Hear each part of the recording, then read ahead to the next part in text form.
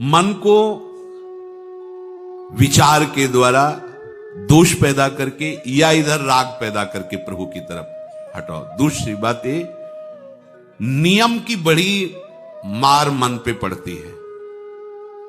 मन को मारने के लिए नियम का बहुत पालन करना जरूरी है। आप अपनी दिनचर्या ऐसी बनाएं, या गुरुजनों से जो पास हुई दिनचर्या, आपके पास प्रातः काल से शयन काल तक 1 मिनट भी खाली नहीं होना चाहिए। ये आप देख लो, जो अभी तक चर्चा हुई वो पूरे संसार में दोष दृष्टि करके भोगों के प्रति या प्रभु पे महत्व बुद्धि करके छोड़ दो, राग छोड़ो। वास्तविक कहीं सुख नहीं है। आप लोग देख लीजिए, विवेक से देख लीजिए, अभी तक सब वही करते रहे हो जन्म जन्मांतर। अब हमको मन की ये जो बलवान वृत्ति है, प्रमथन स्वभाव वाली वृत्ति है, इस पर अंकुश करना है। कैसे करना है? प्रातः काल जगने से लेकर शयन तक 1 मिनट भी आपका खाली नहीं होना चाहिए। आपकी दिनचर्या में होना चाहिए। नियमित दिनचर्या बनवा लीजिए या बना लीजिए अपने बड़ों से, अपने पूज्यजनों से पास हमारी ये दिनचर्या। जीवन में उसका उल्लंघन नहीं होना चाहिए। ऐसी दिनचर्या नहीं, कागज वाली दिनचर्या नहीं, आपकी वास्तविक दिनचर्या जो है वही होनी चाहिए। जिस समय जो आदेश हुआ है कार्य का, आपको उसी समय वही कार्य करना है। इससे मन तुम्हारा मरेगा। मन के अनुसार यहां क्या है कि रोज सुनते, आज नहीं सुनेंगे सत्संग, क्या है सुबह तक रोज वाणी पाठ में जाते, नहीं जाएंगे, 6 बजे तक सो रहे हैं, शाम के रात्रि तक, या ये ठीक नहीं। चलो आज ऐसा कर ले, नहीं ठीक नहीं। जो नियम दिया गया वैसे ही चलो। अगर नियम से चलोगे तो उससे लाभ क्या मिलेगा? एक तो परमानंद की तरफ बढ़ रहे हो, दूसरी बात आपका मन मरेगा। मन नियम से मरता है। इस मन का स्वभाव बदल जाएगा यदि आप नियमवर्ती बनोगे। नियमानुवर्तिता से मन आपके अधीन होगा। नियम बनाओ आप। नियम अगर आपने नहीं बनाया तो परमार्थ की चढ़ाई पर नहीं चढ़ सकते हो। परमार्थ में आज तक उसी को लाभ मिला है जो नियम से चला है। किसी ने पूछा किसी से कि क्या नियम है आपके, तो उनका हमारे संप्रदाय में तो नियम है ही नहीं। गजब की बात कह दी। यहां का जो नेम है वो प्रेम से शासित है। प्राण चले जाएं पर वो नेम छोड़ सकते हैं? देखो ना, मन क्रम वचन त्रिशुद्ध सकल मत, नेम नहीं है। जो अब कह रहे हैं उसी के अनुसार जीवन चलाना है। प्रियालाल के सुख का नेम, प्रियालाल के नाम जप का नेम। प्रियालाल हमारे यहां कोई नियम ही नहीं, मतलब खाओ पियो पड़े रहो केवल ऐसे। आप समझो, समझ के बोलो, ऐसे किसी को मत बोलो। परमार्थ में आज तक जिसको भी लाभ मिला है नियम से चलने वाले को प्राप्त हुआ है। इष्ट आराधना में जो जो आपको नियम मिले हैं उनमें शिथिलता नहीं होनी चाहिए, और बहुत काल तक एक नियम में चलने वाले को सिद्धि प्राप्त हो जाती है। जिस स्थान पर, जिस आसन पर, जिस समय पर जो मंत्र जितना, वो नियम होना चाहिए। ऐसा नहीं कि आज 20 माला जप लिया तो कल 10 माला जप कर लिया तो 2 दिन जपा ही नहीं फिर आगे, ऐसे नहीं होता। एक नियमानुवर्तिता। 5 मिनट का भी अंतर आपके नियम में जब नहीं पड़ने लगेगा, नियमित नियत समय, यह संतों में देखा गया है। 6 बजे उठना, 6 बजे शयन, 6 बजे उनकी जो दिनचर्या, एक दिन अगर देख लो तो दूसरे दिन तुम कह सकते हो इस समय ये साधन कर रहे होंगे, क्योंकि उनका नियम है, वो वैसे ही मिलेंगे। बड़े बड़े महापुरुषों में देखा गया है।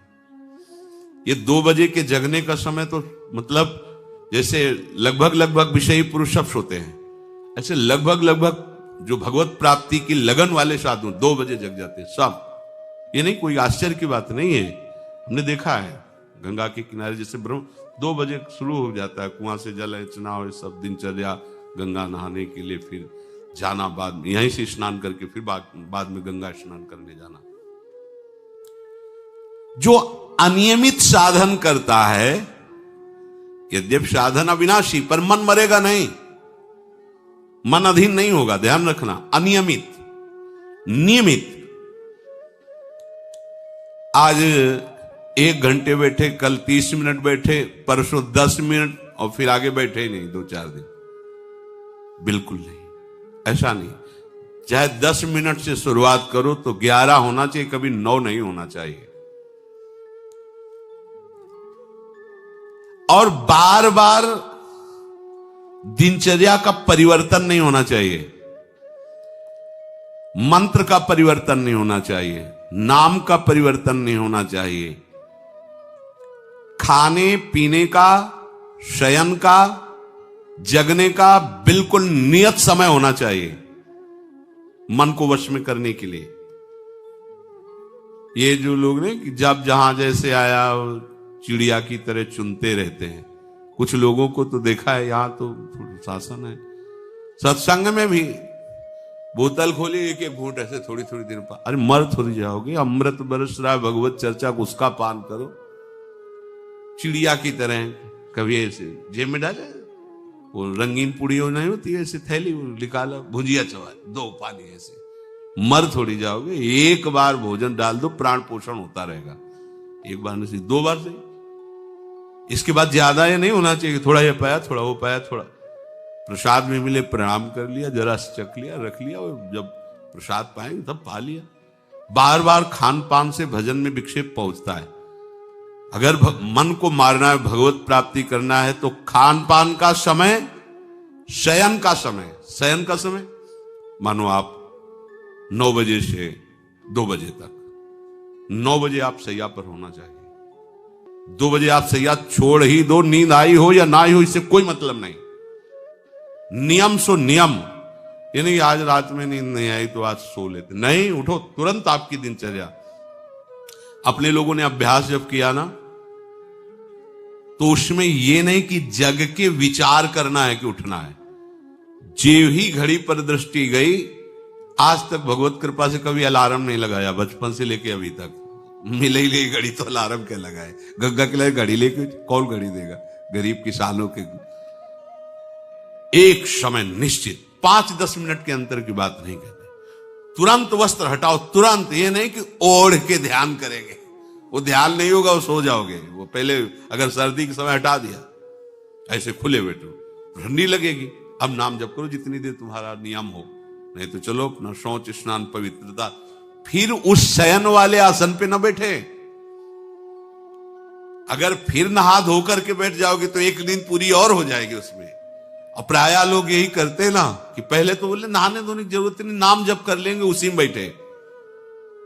ओढ़ के अगर बैठ गए तो सूर्य उदय हो गए, कितने नाम जपा उनको खुद पता नहीं, क्योंकि वो कम्बल की उसमें, या नहा के जल्दी से ओढ़ के बैठ गए फिर सो गए। ऐसे साधना नहीं होती। स्नान करने के बाद फिर आसन में बैठ के बहुत साधारण अवस्था, ऐसा नहीं कि खूब गरम गरम कंबल ऐसे ओढ़, नहीं, ठंडी लगनी चाहिए, शांत बैठ, आंख खुली। ध्यान नहीं करना चाहिए, आंतरिक ध्यान करो। आंख मूंद ली ना तो सुषुप्ति में पहुंच जाओगे। ध्यान पूर्वक ऐसे, जैसे चातक स्वाति की बूंद को निहारता है। भागवत में आया कि कैसे सुरता होना चाहिए, वक्ता के प्रति चातक दृष्टि से देखते हुए एक एक शब्द श्रवण इंद्री से वो पान कर रहा है, ऐसे शांत तो एकदम देखते हुए ऐसे पान। श्रुता सोई परम सुजान, सुनत चित रति करे। आपके वस्त्र पहनने का ढंग, चलने का ढंग, बोलने का ढंग सात्विक होना चाहिए। सोमवार को अमुक रंग का, मंगल को अमुक रंग का, बृहस्पति को अमुक रंग का, ऐसे चलने की भी अलग अलग स्टाइल, अलग अलग से डालना। कब अगर भगवत प्राप्ति करनी है तो सात्विक चाल हो, सात्विक भाषा हो, सात्विक वस्त्र हो। इनका भी बहुत प्रभाव पड़ता है, वस्त्रों का भी प्रभाव पड़ता है, चाल का भी प्रभाव होता है। अभिमान की चाल देखना, छाती में हड्डी हड्डी पर फैला के चल रहे मानो सूरवीर है। हाँ,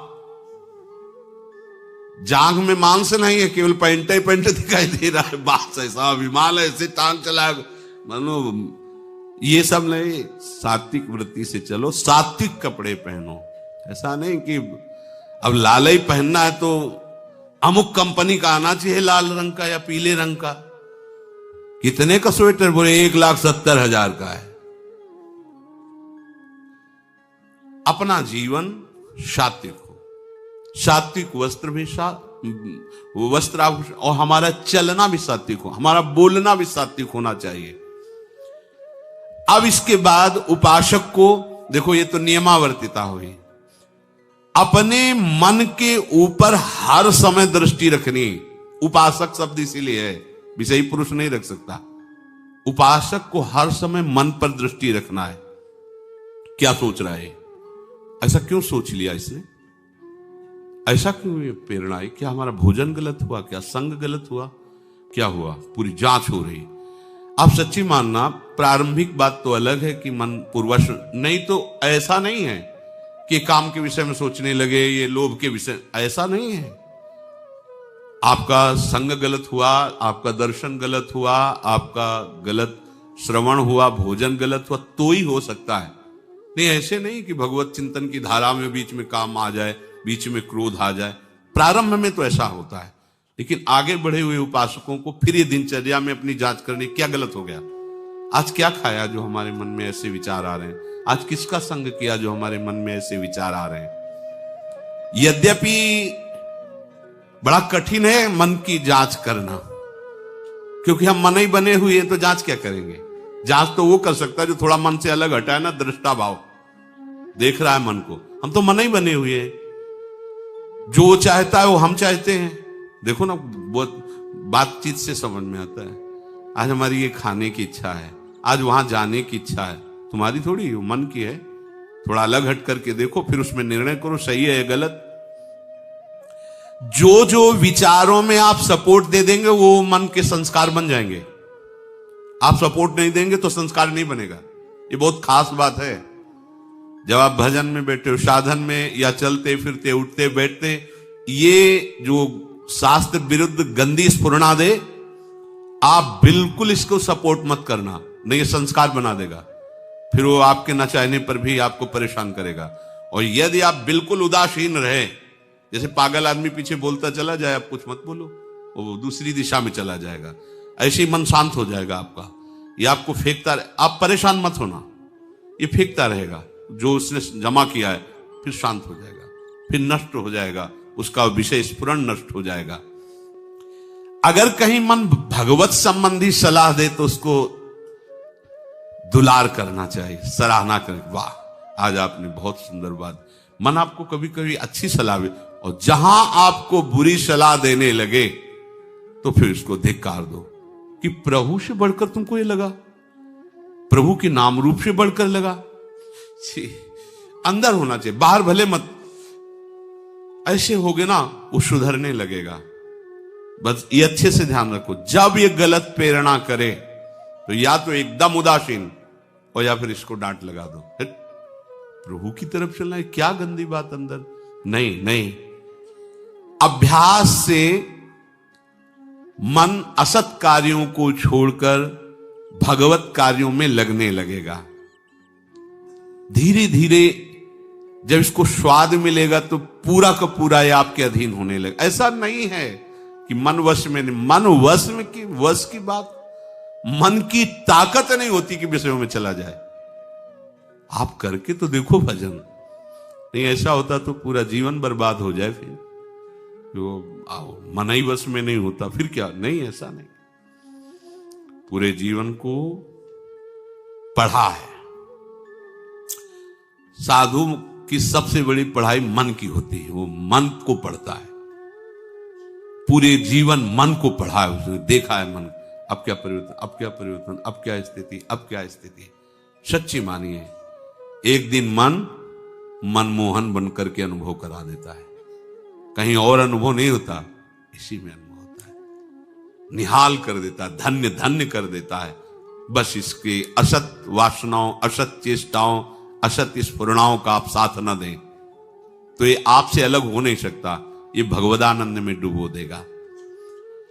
इसे अधिक से अधिक भगवत चर्चा सुनाओ, इसे अधिक से अधिक प्रभु की छवि के दर्शन कराओ। देखो, भरो, मन में भरो, खूब भगवत चर्चा करो।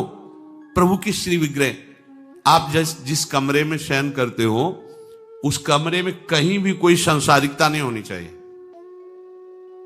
परिवार की फोटो या किसी अन्य आकर्षणकारी वैभवशाली की फोटो, ऐसा नहीं, या कोई अपने आराध्य देव गुरुदेव संत भगवान, एक से एक भगवत प्रेमी महात्मा, उनकी संतों की छवि, प्रियालाल की छवि, जिधर दृष्टि जाए भगवत स्मृति में लगा दे। उठते बैठते अपना तो कमरा अंदर से ऐसा ही होना चाहिए, पूरे कमरे में नाम लिख लो, राधा राधा राधा वल्लभ श्री राधा राधा राधा राधा, या लिखी हुई टांग, बहुत आपको लाभ मिलेगा।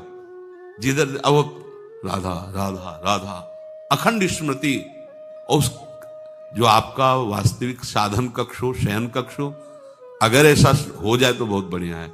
अन्य का प्रवेश ना हो, कोई भी हो, सदगुरुदेव की शिवा, आराध्य देव की शिवा, उसका आप देखना, इसका बहुत बड़ा प्रभाव होता है।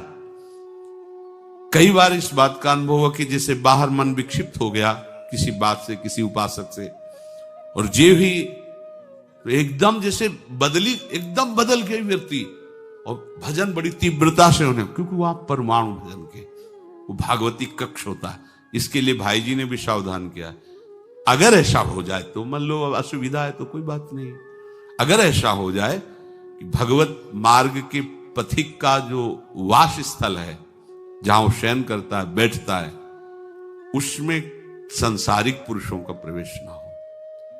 इसलिए हो सकता शब्द लगाएगा, एक ही परिवार में रहते हो, आप ऐसा झगड़ा करोगे कि हमारे कमरे में ना जाए कोई रिश्ते नातेदार या अन्य परिवार के सदस्य, कठिन हो जाएगा। अगर हो सकता हो तो भगवत प्रेमी महात्मा के सिवा, भगवत भजन करने वाले के सिवा प्रवेश न हो, तो आप देखो कि उस कमरे में ऐसी परमाणु आ जाएगी कि आपका मन वहां प्रवेश करते ही भजन में लगने लगेगा, बड़ी शांति का अनुभव होगा। इसे खूब भगवत चर्चा सुनाओ, भगवत चर्चा करो, और भगवत श्री विग्रह के दर्शन कराओ, बड़ा लाभ मिलता है। जिसे आप जहां शयन कर रहे हो, सामने अगर अपने आराध्य देव की छवि हो ना, बार बार बार बार दर्शन का शौक, और कभी कभी तन्मयता एकाग्रता करते हुए अगर शयन कर जाओ तो स्वप्न में वही छवि के दर्शन करते हुए पाया जाता है। एकाग्रता का बड़ा महत्व है। अगर आप नाम में एकाग्र करके सो जाओ तो आप देखो जगते समय आपकी वही नाम चलता मिलेगा। मन के कहने में कभी अपने आप को मत फंसाओ। मन लोभी, मन लालची, मन चंचल, मन चोर, मन के मत चलिए नहीं, ये पल पल में कुछ और, ये भटकाता रहता है। जब तक ये प्रभु की तरफ आपको प्रेरित ना करे तब तक इसको अपना दुश्मन मानकर इसका विरोध ही करते रहिएगा। मन का जैसे अपने दुश्मन के प्रत्येक कार्य पर निगरानी करने वाला दुश्मन के प्रहार से बच जाता है, क्योंकि हर क्षण वो सावधान रहता है, वैसे ही जो उपासक मन पर नजर रखकर इसे दुश्मन के भाव से देखता है वो सावधान रहता है और मन के प्रहार से बच जाता है। जहां कहीं ये उल्टा आपको ले जाने के लिए करे, बस इसकी सुनना नहीं, बिल्कुल इसके विरोध में हो जाना। ये बड़ा बलवान है पर तुमसे बड़ा नहीं, ध्यान रखना, ये तुम ही से बलवान है, तुम ही से खा पी के तुम्ही को पटकेगा अगर इसके अनुकूल रहे। और अगर आप अपने, तो ये इसकी ताकत नहीं आपको गिरा दे, क्योंकि बिना सपोर्ट के आपके कुछ नहीं कर सकता। पक्का आप सपोर्ट मत कीजिए, ये आपका कुछ नहीं बिगाड़ेगा, पर इसका स्वभाव है कि एक क्षण में अपने अनुकूल कर लेना। जहां दिखाया हम आपको ऐसा सुख प्रदान करेंगे, जल रहे हो ना, अभी आनंदित हो जाओगे तो आप दस्तखत कर दोगे, जी बस वो ले गया। आपके दस्तखत के बिना कुछ नहीं कर सकता। कई बार इससे उपासक को हारना होगा, क्योंकि बताया नहीं वो दस्तखत करवा लेगा। पर तुम साहस मत छोड़ना इसके परास्त करने का। सैकड़ों बार ये हराता है। सच्चा उपासक वही है कि गिर करके, हार करके भी उसको हराने का उत्साह न छोड़े। ये हरा देता है, बहुत बार हरा देता है, क्योंकि पूर्वाभ्यासी बहुत दांव पेच जानता है। हमको अपने अधीन किए रहता, कई बार तो ऐसे ढंग से हराता है कि समझे नहीं आता कि मुझे हरा रहा था क्या। जब हार गए तब लगता है हाँ हार तो गए, इसका मतलब हमको हरा रहा था। हिम्मत मत हारना, जीत तुम्हारी होगी, क्योंकि तुम प्रभु के सीधे अंश हो और ये तुम्हारी ताकत से बलवान हो रहा है। दृढ़ता से लड़ो तो दिन दिन तुम्हारा बल बढ़ेगा और मन का बल घटेगा, और यदि इसका सपोर्ट करते रहोगे तो इसका बल बढ़ेगा, तुम्हारा घटेगा। तुम इस पर जिस दिन विजयी हो गए तो ये मन न रहकर श्री कृष्ण हो जाएगा। पर ध्यान रखना, ये बहुत चतुर है। ये कभी डरवाएगा तुमको, फिर अपने अधीन करेगा। ऐसा ही होता है। कभी फुसलाएगा, कभी लालच देगा, कभी बड़े सुख का प्रलोभन देगा, परंतु तुम इसके धोखे में मत आना। भूल कर इसका विश्वास न करना। अपनी हिम्मत टूटने न पावे, लड़ने में कमी न होने पावे, इससे लड़ाई लड़नी। यहां मन से तो लड़ते नहीं, बाहर झगड़ा करते घूम रहे। इससे लड़ो, ये बेईमान जो हमको परास्त कर रहा है। अंत में आप देखोगे आपकी आज्ञा पर खड़ा हो जाएगा हाथ जोड़। अब जैसा ये विश्वासी सेवक बन जाएगा। मन को कभी निकम्मा मत रहने दो। अब तो सब हो गया, वाणी पाठ भी हो गया सब। 3 घंटे तो कोई बात है नहीं, 3:30 बजे शाम के जाना है। 3 घंटे में वो इतना मसाला एकत्रित कर देगा कि 3 महीने में तुम सत्संग के द्वारा उतना सामग्री नहीं एकत्रित कर पाओगे उसको हराने के लिए। बहुत चतुर है, इसको खाली मत रहना। एक आदमी ने भूत सिद्ध किया, भूत सिद्ध हो गया। भूत ने कहा कि काम बताओ हमें, अमुक काम। एक क्षण में कराया। और बताओ। और क्या बताएं? बोले काम नहीं बताओगे तो उठा पटक देंगे तुम्हें, हम तुम्हें मार देंगे हम। वो जो भूत सिद्ध करने के लिए मंत्र दिया था, वो गुरु के पास गया। बोले महाराज वो तो कह रहा मार डालेंगे अगर काम नहीं बताओगे। ठीक है, एक लंबा बांस खड़ा कर दिया और कहा इस भूत को आदेश करो, इस पे उतरो चढ़ो। जब तक हम कोई काम ना बताएं तो यही तुम्हारे ऊपर का। बस ऐसे ही मन भूत है, उठा पटक देगा आपको किसी न किसी विषय में। इसको काम बताओ, क्या? राधे श्याम राधे श्याम राधे श्याम। चढ़ते उतरते रहो, इसे नाम में चलते रहो। जब और कोई काम होगा तो बताएंगे, चलो सेवा कर लो, बाड़ी पाठ कर लो। नहीं है ना, राधे श्याम राधे श्याम राधे श्याम। पक्का समझो भूत है, मार देगा तुम्हें। अगर राधे श्याम रूपी बांस में इसे चढ़ाओगे, उतारोगे नहीं तो पटक देगा किसी न किसी विषय में। फिर छाती जलेगी, दिमाग खराब होगा, डिप्रेशन में पहुंच जाओगे। ये ऐसे ऐसे कर्म करवा देता है कि लगता है अब भी इसकी जरूरत है। प्रभु के होके, प्रभु का नाम जप करके, प्रभु के मार्ग में अब भी इसकी जरूरत है। जो तुमने किया, जो तुमने सोचा, जो तुम सोच रहे हो, इसकी जरूरत है। बहुत सावधान, नाम कभी छूटे ना इसको। उसमें ये निकम्मा मन बर्बाद कर देता है। निकम्मा रहोगे तो इधर उधर की बातें सोचेगा। एक और बात बता दे, जब तक नींद ना आवे तब तक लेट करके भजन मत करना। किडनी थोड़ी खराब है तुम्हारी कि तुम्हें बैठने में परेशानी। अपने लोगों ने ऐसा किया है, अब जैसे रात्रि में है माला लेके बैठ गए, अब नींद नहीं आ रही है तब तक माला चल रहा है, भजन चल रहा है। जब नींद आने लगी धीरे से माला छाती में रखा है, अगल बगल कोई अपने माला में ही है। अब लेट करके कि नींद का इंतजार, तो नींद तो आए कि ना आए, लेकिन ये क्या क्या प्रोग्राम आ जाएगा वो आप देख लो। नए साधक सावधान नहीं रहते तो दुर्दशा अपनी कर लेते हैं क्रियाओं के द्वारा, अन्य चेष्टाओं के द्वारा। शयन के समय बहुत सावधान रहने की जरूरत है। दिन भर तो आपको ऐसी सेवाएं मिली हैं, ऐसे साधन मिले हैं जो भगवदानंद में डुबोने के लिए पर्याप्त हैं, लेकिन जो आपका पर्सनल समय है उस समय आप सावधान रहना। अब आप फुर्सत में लेट गए, जे भी फुर्सत सोच के लेटे कि सब हो गया, अब उसका प्रोग्राम शुरू मन का। अब आपके इधर उधर चित्त वृत्ति, फिर मोबाइल जो पास है तो फिर क्या कहना है, मन को तो मानो अमृत मिल गया, वो आपको प्रेरित करेगा। जहां आपने कोई गेम ये वो नौटंकी नाटक की, जहां बस उसको मसाला मिल गया वो आप काफी है, वो आपको ऐसी जगह पहुंचा देगा कि सुबह दिनचर्या में हाजिर नहीं हो पाओगे। कहां है वो? बोले अभी तो आया ही नहीं वो। क्यों?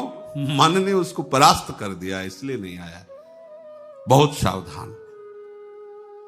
ये निकम्मा रहेगा तो बुरी बुरी बातें सोचेगा। खास बात है दिन भर सावधान रह सकते हो माना, लेकिन शयन के समय जब आप अपनी सैया पे गए, अब होश ठिकाने रखो, बिल्कुल सावधान। यहां थोड़ी तुम्हें सावधान रहने की जरूरत है, अभी तो सावधान आई हो, नहीं तो अभी खड़े हो, तुम्हारे पितर तक तृप्त हो जाएंगे अभी है। लेकिन कमरे में सिटकिनी बंद, अब शयन के लिए गए, अब होश में। यही होश खो जाते हैं, ध्यान रखना। मन आपसे ऐसी चेष्टाएं कराएगा, क्रियाएं कराएगा, ऐसा दर्शन कराएगा, ऐसा सोचवाएगा, पूरे दिन की साधना को मटिया प्लेट कर देगा, पोछा लगा देगा। हमारी प्रार्थना मान लेना, जब तक नींद ना आवे तब तक सोने के लिए आप लेटना नहीं। यदि जवान साधक हो, माला हाथ में, ऐसे दोनों हाथ कब्जे में है, जवान से नाम या मंत्र अंदर। अब थक गए, सो गए तो ऐसे सो जाओ, आपकी शैया परम पवित्र है। अगर घंटा 2 घंटा इंतजार नींद का तो पक्का वो भ्रष्ट करा के रखेगा, पक्का। हमारी बात लिख लो। सावधान, शयन के समय हर उपासक सावधान। उस समय विशेष आवश्यकता आपको भजन की है, क्योंकि वो एकांत है और आपके ऊपर उस समय मन को हावी होने का अवसर मिल गया। इसलिए सावधान, सत्संग को सुना जाए, मनन किया जाए और आचरण में उतारा जाए, और इस भूत को हर समय नाम रूपी बांस पे चढ़ाते उतारे। राधे श्याम, राधा वल्लभ श्री हरिवंश, राधा वल्लभ श्री हरिवंश।